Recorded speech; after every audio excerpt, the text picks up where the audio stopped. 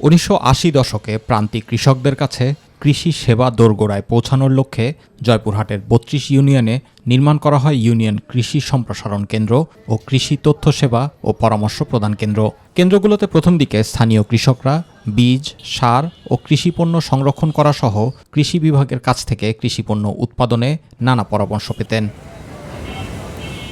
কালের বিবর্তনে ভবনগুলো সংস্কারের অভাবে এখন পরিত্যক্ত। আগাছা লতাপাতায় জনশূন্য ও জরাজীর্ণ ভবনগুলো হয়েছে ভুতুড়ে বাড়ি ও ময়লার ভাগার। বিএস না থাকার কারণে ময়লা ফেলে এমন আবর্জনা করেছে, আমরা তো কৃষি কাজে কোনো সহযোগিতাই পাই না।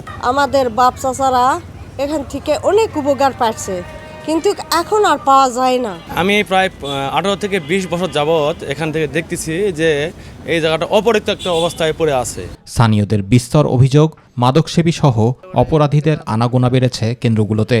দ্রুত সংস্কার করে পূর্বের মতো প্রান্তিক কৃষকদের কৃষি সেবা নিশ্চিত করার দাবি তাদের।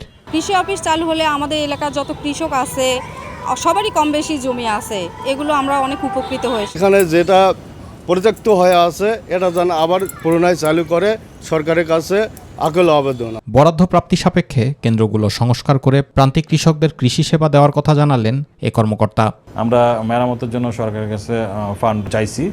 যদি প্রয়োজনীয় ফান্ড সাপ্লাই পাওয়া যায় তাহলে আমরা এগুলোতে মেরামত করব। এতে কৃষক ভাইরা এসো সাপ্লাই সেখানে থাকতে পারবে, বীজ সার রাখা যাবে এবং সেই সাথে কৃষক ভাইরা শারীরিকভাবে এতে উপকৃত হবে। সরকারের সম্পদ রক্ষা করতে ভবনগুলো সংস্কার করে প্রান্তিক কৃষকদের কৃষিপণ্য উৎপাদনে সেবা নিশ্চিত করার দাবি কৃষক ও স্থানীয়দের। জুবাইর রহমান, মাই টিভি নিউজ।